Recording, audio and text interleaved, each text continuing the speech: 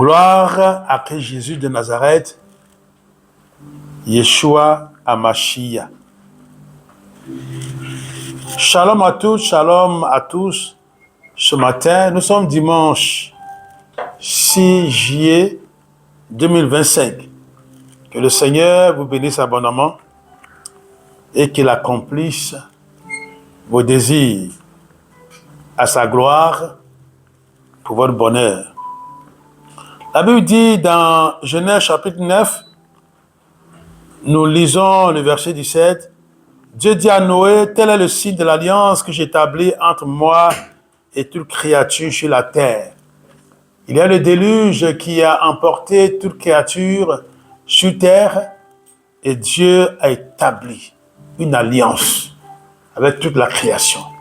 Cette alliance, il a symbolisé, il a représenté par l'arc-en-ciel. Donc, toutes les fois où vous voyez l'arc-en-ciel, vous rappellerez l'alliance que Dieu a établie avec l'humanité. C'est-à-dire, il y a des dons que Dieu a accordés à l'humanité et dont il ne se repentira jamais. C'est justement le sujet de l'enseignement de ce matin. Le mystère de la souveraineté de Dieu. Le mystère de la souveraineté de Dieu. Les lois, les principes sont édités pour tous les hommes. J'ai toujours dit que Dieu ne pourra pas rassembler toute l'humanité parce que c'était des millions ou du moins des dizaines de milliers. À ce temps-là, Dieu a choisi une personne, en la personne d'Abraham. Il a continué, il a choisi une famille, en la personne de la famille de Jacob, Israël. Et plus tard, étant en exil en Égypte, ils sont devenus une nation. Et c'est à travers cette nation que Dieu a parlé à l'humanité tout entière. Donc ce que nous devons savoir, toutes les fois où Dieu s'est adressé à Israël, c'est en réalité à toute l'humanité que Dieu s'est adressé. D'ailleurs, il a dit à Abraham que par toi, toutes les familles de la terre seront bénies. Mais nous remontons un peu à la Genèse. Nous voyons que l'homme, appelé Adam, a bien écouté ce que Dieu lui avait dit. Dieu lui a dit, écoute, je te mets dans ce jardin d'Éden, sache que tu peux manger de tous les arbres, de tous les fruits, mais il y a un seul arbre auquel tu ne devras pas toucher, c'est l'arbre de la connaissance du bien et du mal. Malheureusement, nous savons ce qui s'est passé. Adam, a été rebelle et séduit par le diable. Il s'est laissé aller, il s'est laissé entraîner. Cependant, Dieu ne se repent pas de ses dons. Dieu ne se repent pas des bénédictions qu'il a prononcées en faveur d'Adam. Et nous allons lire cela, nous allons lire ces bénédictions-là, nous allons prendre nos Bibles dans la Genèse. Nous allons lire Genèse, chapitre 1er et le verset 28. Genèse chapitre 1, verset 28.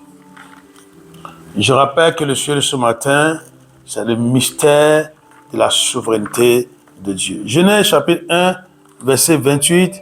Dieu les bénit. Il a béni la femme et l'homme en leur disant, reproduisez-vous, devenez nombreux, remplissez la terre et soumettez-la. Dominez sur les poissons de la mer, sur les oiseaux du ciel, et sur tout animal qui se déplace sur la terre. Il leur a dit de soumettre la terre, de dominer la terre et de la soumettre. Dans Romains chapitre 11, verset 29, parce que c'est sur ce verset que s'appuie notre sujet, il est dit, Dieu ne reprend jamais ce qu'il a donné. Ça, c'est dans la version parole de vie.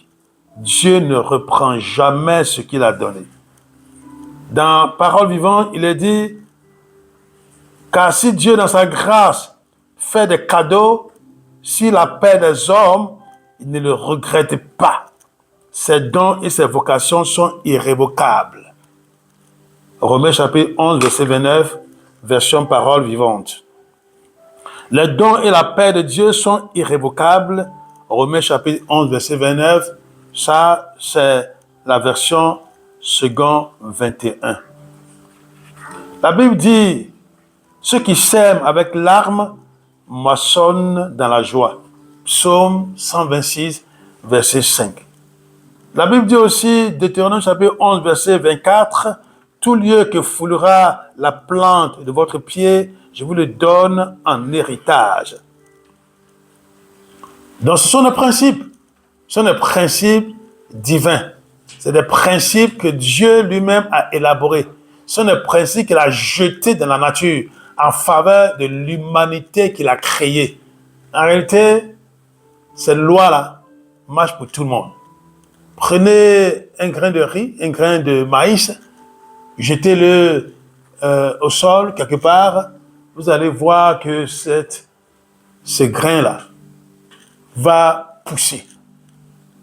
Quelle que soit votre nature, quel que soit votre bord, chrétien, païen, je ne sais quoi, ou athée, ça va pousser. C'est ça. Dieu ne se repent pas de ses dons. Il est souverain. Dieu est souverain. Il ne se repent pas de ses dons et ce qu'il a promulgué en faveur des hommes, des personnes, il accomplit. Vous voyez, nous allons prendre l'exemple de deux nations. La nation israélite, la nation juive si vous voulez, et puis la nation arabe. Dieu a béni ces deux nations par l'intermédiaire de leur ancêtre commun, Abraham. Dieu a béni ces deux nations par l'intermédiaire de leur ancêtre, de leur patriarche commun, Abraham. Du côté d'Ismaël, Dieu a béni les Arabes. Voyez-vous, les plus riches sur la terre, ce sont les Arabes. Les nations arabes sont pourvues. Les plus intelligents sur terre, ceux qui dominent dans tous les domaines, scientifiquement parlant, il est dit que ce petit État d'Israël a plus de prix Nobel que n'importe quelle autre nation. Pourtant, ils ne sont pas les plus nombreux, mais ils ont plus de prix Nobel. Les cerveaux, les grands savants que nous connaissons sont principalement des Juifs. Mais pourquoi? Parce que Dieu a déposé sur eux une bénédiction dont il ne se repent jamais de la part, par l'intermédiaire d'Abraham. Lorsque David a régné avec justice, qu'il a pacifié la nation et qu'un certain Salomon, qui est son fils, est venu, Dieu lui a donné toutes choses, richesse et tout. Pourquoi? Parce que Dieu l'avait promis à son père, David. Et quand nous lisons l'histoire de Salomon, il avait 300 femmes et 700 concubines. Et il est dit qu'il adorait de faux dieux, des divinités étrangères. Mais cela n'a pas empêché Dieu de continuer à les bénir. Dieu ne lui a pas arraché ses bénédictions. C'est ça le mystère de la souveraineté de Dieu. Il faut faire attention. Vous voyez sur la terre, il y a beaucoup de gens qui parfois sont bénis. Et vous, peut-être vous êtes chrétien, vous êtes démunis, vous n'avez même pas d'argent pour manger. Et vous dites, mais regardez-moi celui-là, il fait ce qu'il veut, et puis Dieu le bénit. Comme Asaph s'en plaignait dans Psaume 73, Dieu le bénit, et pourtant il s'en fout, il se fout de Dieu. Il fait ce qu'il veut. C'est un dealer, c'est un brouteur, c'est un criminel. Est-ce que tu sais ce que ses ancêtres ont eu à faire? Tu sais ce qu'ils ont fait? Moi, je suis convaincu d'une chose. Mes descendants, Dieu les bénira. Ainsi qu'il a dit dans Ésaïe 54, il dit, tous tes fils seront disciples de l'Éternel et grande sera leur prospérité, leur richesse. Dieu ne se repent pas de ça. Quand quelqu'un craint Dieu, tous ceux qui viennent après lui sont bénis. Mais attention, cette bénédiction ne veut pas dire que sa descendance est sauvée. C'est ça. Notre avenir, c'est l'éternité.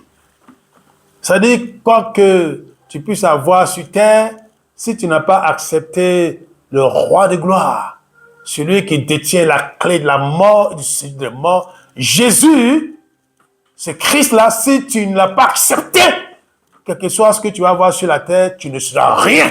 C'est-à-dire que tu n'as pas d'avenir éternel. Donc, à quoi bon? Vanité de vanité, tout est vanité, dira l'Ecclésiaste. Donc, ce que tu dois savoir, Dieu ne se repent pas de ses dons. Ce que Dieu a donné, il ne reprend jamais cela. Il faut que tu comprennes ces choses. Nous allons lire le psaume 34, et le verset 20. Psaume 34, le verset 20.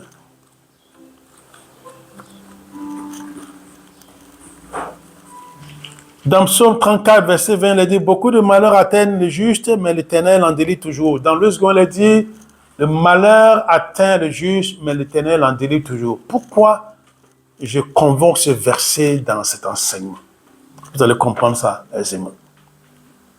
J'ai dit tout à l'heure que Dieu ne se repent pas de ses dons. Ce qu'il a donné, ce qu'il a octroyé aux humains, il les laisse en profiter. Même le diable. Il a dit l'ennemi numéro 1 de Dieu. Dieu ne lui a pas arraché ce dont il a doté. C'est ça que tu dois comprendre. Le mystère des souffrances qui t'arrivent. Même si tu es la ligne droite de Dieu, il y a des choses qui vont t'arriver. Et peut-être que tu ne comprendras pas grand-chose. Tu vas te plaindre. Tu dis, mais pourquoi cette misère? Pourquoi cette épreuve? Pourquoi?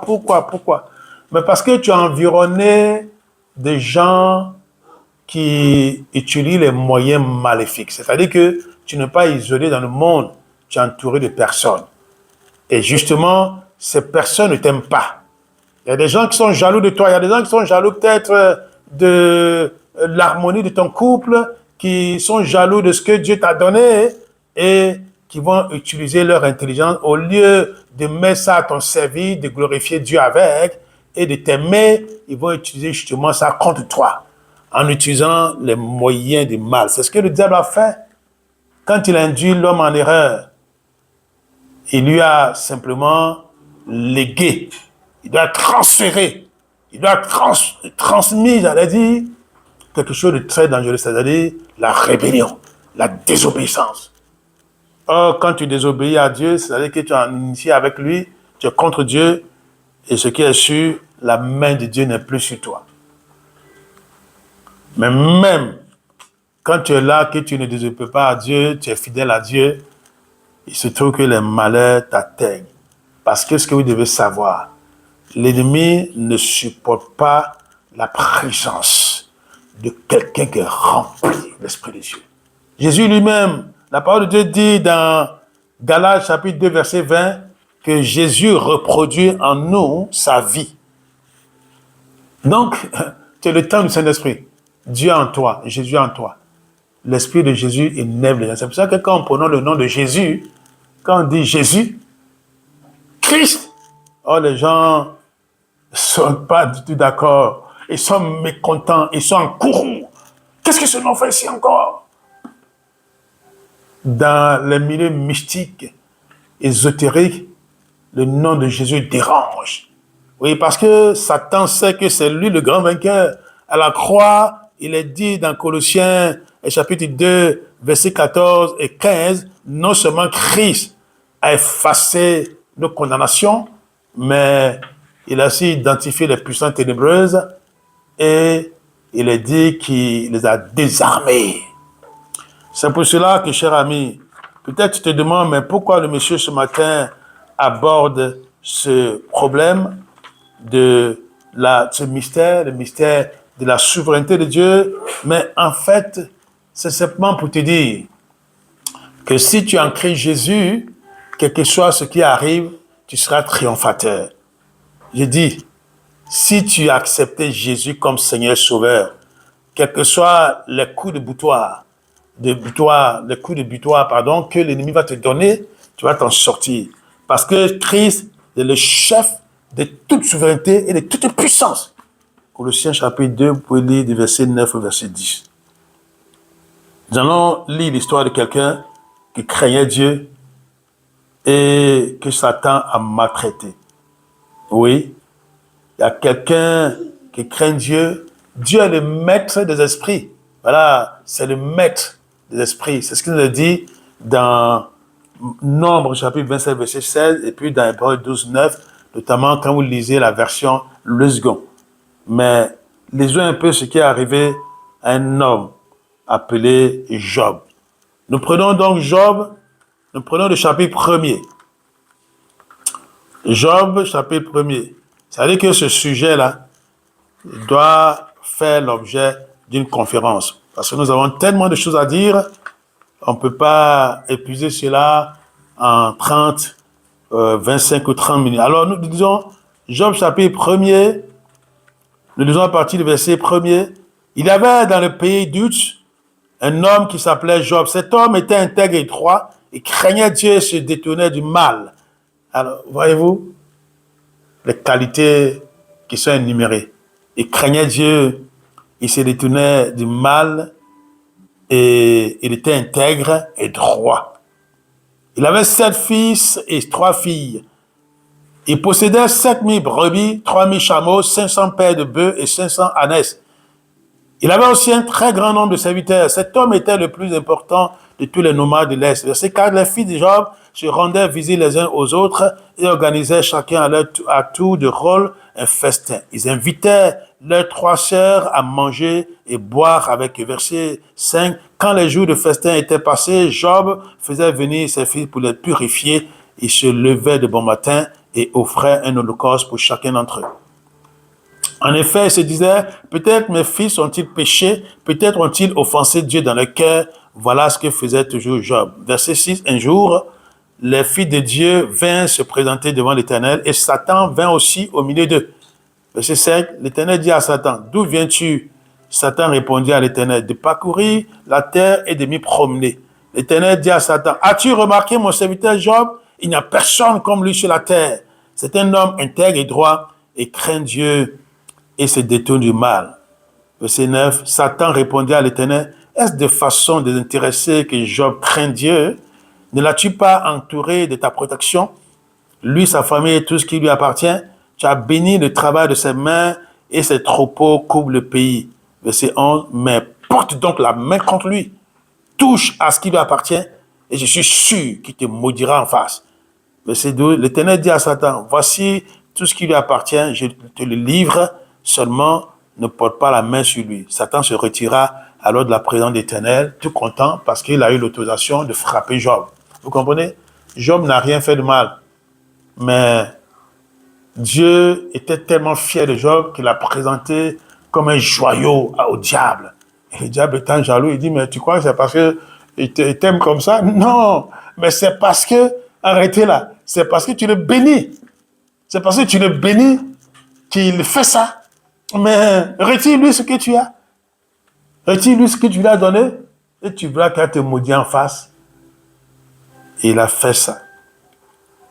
Et quand vous lisez la suite, ses fils ont été tués par des bandits, des criminels. Tout lui a été arraché. Il a tout perdu. Ça, ce sont ses biens matériels, en fait. L'ennemi a sévi et il a porté atteinte à la postérité de Job. C'est-à-dire, il a tué ses fils et puis aussi, il a porté atteinte à sa prospérité, c'est-à-dire à ses richesses. Oh, le malheur était immense. Et le diable a transformé ses pouvoirs depuis la chute, depuis sa rébellion. Il les a transformés. Mais ne vous en faites pas. Dans Apocalypse 20, il est dit qu'il en sera dépouillé. C'est ça que tu dois rester fidèle à Dieu si tu veux voir la fin du film, si tu veux voir l'éternité et comprendre ce qui se passe. Alors, au chapitre 2, du verset 1 au verset 8, cette fois-ci, le diable est allé encore voir Dieu. Il dit, mais bon, ce monsieur-là, c'est parce que tu le bénis encore. Hein? C'est parce que tu le bénis, il est en bonne santé, et c'est pour ça. Et Dieu lui a dit, bon, mais écoute, tu peux aller. Dans le verset 5, il dit, porte donc la main contre lui, touche à ses os et à sa chair, et je suis sûr qu'il te maudira en face. C'est le Satan qui dit ça à Dieu. Il dit, mais tu le bénis, c'est pour ça qu'il est comme ça. Et l'Éternel a répondu à Satan, verset 6, le voici, je te le livre, seulement épargne sa vie.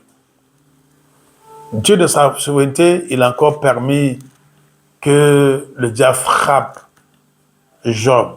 Voyez-vous, il y a des malheurs qui t'arrivent. Nous avons lu Psaume 34, 20, que l'Éternel t'en délivre toujours. Mais Dieu est souverain. Et c'est ça le mystère de sa souveraineté. Parce qu'en réalité, pour lui, ce qui importe, c'est un avenir éternel, la vie éternelle. Les richesses sur la terre, qu'importe. Jésus a même dit, ne craignez pas ceux qui tuent le corps et qui ne peuvent pas avoir l'âme. Il a dit ça à ses disciples. Ne craignez celui qui peut et tuer le corps et tuer l'âme. C'est-à-dire qu'il peut jeter en enfer. C'est celui-là qu'il faut craindre. Donc, Job a perdu, il a failli perdre sa vie, mais dans toutes ces choses, il est resté fidèle au Seigneur. Il faut que tu comprennes que le Seigneur a donné beaucoup de choses. Il a donné, j'allais dire, la puissance aux hommes. Il leur a accordé de dominer la terre. Aujourd'hui, nous voyons ce qui se passe. L'homme va sur la Lune, il est en train de conquérir Mars, il fait des exploits, des choses extraordinaires. Il a tout. On voyage partout, par toutes les voies. Voilà. Hein? Et ça, c'est parce que Dieu a donné l'intelligence à l'homme. Il ne lui a pas arraché ça. Mais il se trouve que l'homme a servi son semblable. L'homme a servi son semblable. Jésus en a parlé dans Matthieu 20, 26 à 28. Il est venu pour rectifier le tir. Quand les gens ont un pouvoir, quand Dieu leur accorde l'autorité, ils asservissent les gens. Les soumettent à la servitude au lieu de les servir. Et Jésus a dit à ses disciples, vous savez, les rois des nations les tyrannisent, ils tyrannisent les peuples, mais vous là, vous devez servir la communauté. Et la Bible nous dit dans Proverbe 14, 34 que la justice élève une nation, mais que l'injustice, le péché et la honte des peuples. C'est-à-dire que le péché, l'injustice humilie les peuples, rend les peuples misérables. Rappelez-vous, Adam a reçu l'autorité de Dieu. Nous avons lu ça dans Genèse. Mais qu'est-ce qu'il en a fait?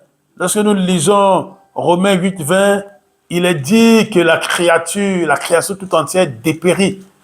Non pas à cause d'elle-même, de sa faute, mais à cause de celui qui l'y a soumise. C'est-à-dire que Adam a fait un pacte avec le diable en lui obéissant. Et parce qu'il a fait un pacte avec le diable en lui obéissant, il a donné une partie de son pouvoir à l'ennemi.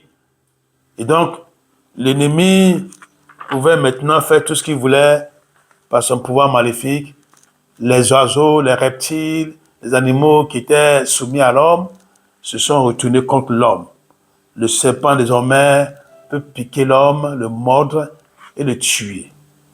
Des bêtes féroces peuvent blesser l'homme, détruire tout ce que l'homme sème.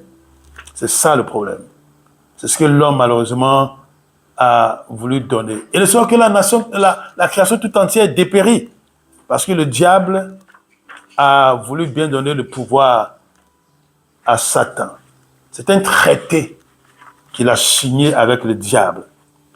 Aujourd'hui encore, les lois, les décrets qui émanent des autorités des différentes localités ou des pays, en réalité, ce sont des armes de servitude, d'oppression démoniaque.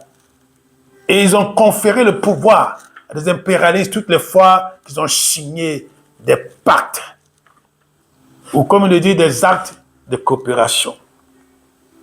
Ce sont une résurgence des traités coloniaux qui ont permis aux colons, aux impérialistes d'asservir les peuples du tiers-monde. Mais parce que nous-mêmes, nous y participons. Les autorités traditionnelles ont remis le pouvoir à de telles personnes. C'est ça. Dieu ne se repentant pas de ses dons, il a autorisé que des gens asservissent des peuples qui sont devenus faibles. Que faire dans toutes ces choses-là? Nous devons savoir que Dieu nous a donné le pouvoir de résister à ces choses. Et la force qu'il nous a donnée, la puissance qu'il nous a donnée est toujours augmentée, j'allais dire, grâce à la prière, grâce au jeûne, si nous nous laissons entraîner par la parole de Dieu, que nous obéissons au Seigneur. Il est dit dans Cantique des Cantiques, le chapitre 3, du verset 7 au verset 8, tous sont armés de l'épée, tous sont formés au combat, chacun porte l'épée à sa hanche en vue des alertes nocturnes. Oui, ce sont des soldats, ce sont des combattants. C'est des gens qui luttent pour ne pas être asservis par des formules magiques, par toutes sortes d'incantations, par toutes sortes de pratiques. Vous savez, ceux qui exercent des prières maléfiques, qui pratiquent les prières maléfiques, très souvent, ils le font la nuit. Alors, les veilles de la nuit, à minuit, à 2h, 3h, 4h, en tout cas, ils en connaissent la portée spirituelle. Et ce verset ne dit rien d'autre que nous aider, nous pousser à être vigilants, même la nuit. Souvent, il y a des gens, quand ils ont un peu d'insomnie, ils se plaignent, ils cherchent toutes sortes de je ne sais quoi, de pouvoir s'endormir. Non, si tu as l'insomnie, profite-en pour prier, pour combattre. Parce que le combat spirituel passe par là. Il est dit dans le psaume 149, verset 5, que les fidèles exultent dans la joie, qu'ils poussent des cris de joie sur leur couche, sur leur lit. Oui, c'est la nuit qu'on dort, c'est la nuit qu'on est allé sur sa natte ou sur son lit. Et le verset 6 dira que les louanges de Dieu soient dans leur bouche et l'épée à double tranchant dans leurs mains. Pour nous, l'épée à double tranchant, c'est la parole de Dieu et les promesses de Dieu. Ne devons pas les oublier. Nous sommes appelés à combattre.